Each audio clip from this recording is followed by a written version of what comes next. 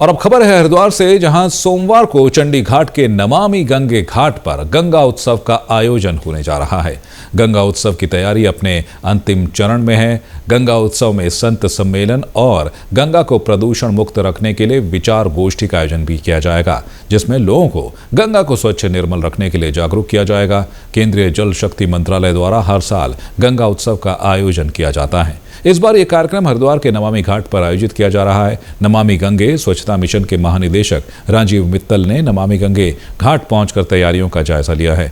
DG Rajiv Mittal ने बताया कि गंगा उत्सव में केंद्रीय जल शक्ति मंत्री CR पाटिल के साथ ही उत्तराखंड के मुख्यमंत्री पुष्कर सिंह धामी शामिल होंगे। उन्होंने बताया कि इस कार्यक्रम में फिल्म अभिनेता आशुतोष राणा का शिव स्तोत्र और राजीव खंडेलवाल के गंगा यात्रा का अनुभव लोगों को सुनने को मिलेगा। कार्यक्रम में केंद्रीय मंत्री जल संरक्षण का संदेश देते हुए महाशीर मछलियां गंगा में छोड़ेंगे। इस दौरान BSF की राफ्टिंग टीम को फ्लैग ऑफ भी किया जाएगा। गंगा नदी के और बाकी नदियों के लिए जो कुछ नए प्रोडक्ट्स बनाए हैं उनका लॉन्च होगा। हम लोगों ने गंगा नदी के लिए आर्टिफिशियल इंटेलिजेंस का उपयोग कैसे किया जा सकता है उसके बारे में कुछ प्रोडक्ट्स बनाए हैं। फिर हमारा एक रिवर सिटी अलायंस है कि गंगा नदी को काम करते करते ये लगा कि जो जितने भी शहर नदियों पे है सबने एकजुट होकर काम करना चाहिए और सबको एक दूसरे से सीखने के लिए काफी कुछ है। तो उसका अलायंस का वेबसाइट का उद्घाटन रहेगा। हालांकि उत्तराखंड में लोगों को फिर भी गंगा दिखती है, साफ दिखती है, पर आप जैसे ही उत्तराखंड के नीचे जाएंगे तो नदी साफ ना होने की वजह से लोग नदी को भूल सा गए हैं। तो वो एक जो जुड़ाव है उसको लोगों को वो करना बहुत जरूरी है। सेकंड थिंग है कि जो हमारे सारे के सारे जो यूथ हैं उन लोगों में स्पेशली जो बच्चे हैं, जो हमारी यंग जनरेशन है, उनको नदी के पास ले जाके नदी का महत्व समझाना कि क्या क्या नदी का महत्व है, वो एक बड़ा हेतु है इसका। तीसरा जो नदी का कल्चरल और स्पिरिचुअल एस्पेक्ट है, इस फेस्टिवल के माध्यम से नदी के प्रति जो हमारी आस्था है वो व्यक्त की जाती है कि हम नदी को पूजा करते हैं, पहले से पूजा करते आए हैं और आज भी पूजा कर रहे हैं। तो गंगा उत्सव को लेकर किस तरह की तैयारियां चल रही हैं, इस पर ज्यादा जानकारी के लिए बात करेंगे हरिद्वार से हमारे संवाददाता देवेंद्र शर्मा से। देवेंद्र जी, आपसे यही जानना चाहेंगे, गंगा के संरक्षण और संवर्धन के लिए गंगा उत्सव शुरू होने जा रहा है, किस तरह की तैयारी और पिछले वर्षों की तुलना में इस वर्ष क्या कुछ खास रहने वाला है गंगा उत्सव में? देखिए, इस समय जो है हरिद्वार में चंडी घाट पर स्थित नमामि गंगे घाट है, वो बहुत ही भव्य घाट है। उसको बहुत ही भव्य रूप से सजाया जा रहा है। वहाँ पर तरह तरह के जो है स्टॉल लगाए जाएंगे और बहुत सारे कार्यक्रम वहाँ पर होंगे, जिसमें सांस्कृतिक कार्यक्रम और तकनीकी कार्यक्रम भी उसमें शामिल हैं। और जो यहाँ के गंगा समितियाँ बनी हैं, खासकर आसपास के गांव के लोग हैं, उनके जो लोकल जो उत्पाद है उनके स्टॉल लगाए जाएंगे और धार्मिक कार्यक्रम होंगे। इसके अलावा जो है यहाँ पर संतों के कार्यक्रम भी होगा। तो कुल मिलाकर जो है गंगा को प्रदूषण मुक्त रखने के लिए, लोगों को जन जागरण करने के लिए ये गंगा महोत्सव यहाँ पर हो रहा है। आप जानते हैं कि गंगा जो है हमारी आस्था का प्रतीक है और पुराणों में इसका उल्लेख मिलता है। और यहाँ पर कुंभ और अर्धकुंभ जैसे मेले लगते हैं जहाँ पे करोड़ों लोग आते हैं।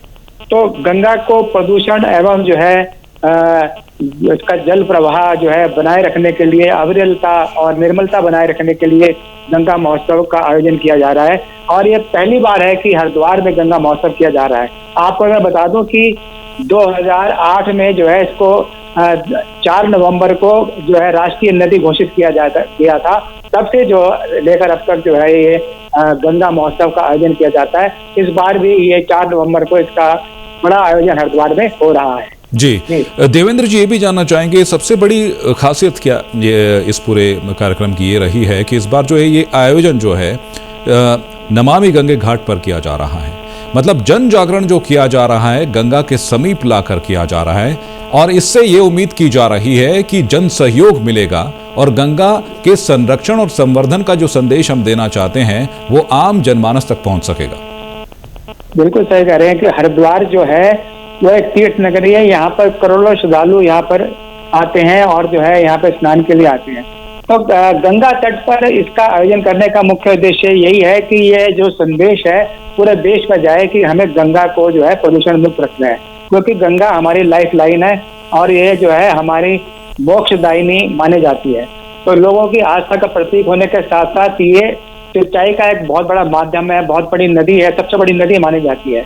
तो पूरे देश में संदेश जाए, इसलिए ये आयोजन गंगा तट पर खासकर किया गया है। और मैं समझता हूँ कि इसका जो है बहुत बड़ा इम्पैक्ट जाएगा और लोगों को संदेश मिलेगा, लोगों में जागरूकता आएगी, ताकि गंगा को प्रदूषण मुक्त करने का जो उद्देश्य हमारे प्रधानमंत्री नरेंद्र मोदी जी ने किया है, उसको जो है सफल बनाने के लिए ये आयोजन मैं समझता हूँ मील का पत्थर साबित होगा। जी देवेंद्र जी, और खासकर कार्यक्रमों की अगर बात की जाए तो उसमें फिल्म अभिनेता आशुतोष राणा भी पहुंचेंगे, राजीव खंडेलवाल भी पहुंचेंगे, जो अपनी गंगा यात्रा का अनुभव, अपने संस्मरण जो है लोगों को सुनाएंगे। साथ ही खास बात यह है कि एक BSF की राफ्टिंग टीम को भी जो है फ्लैग ऑफ किया जाएगा यहाँ से, ताकि लोगों को जागरूक किया जाए। जी, आप जानते हैं कि जो फिल्मी कलाकार होते हैं उनकी फैन फॉलोइंग बहुत ज्यादा होती है, तो अगर वो कोई बात अपने मुख से कहते हैं और अपने मुंह से बोलते हैं तो उसका प्रभाव जनमानस पर ज्यादा पड़ता है।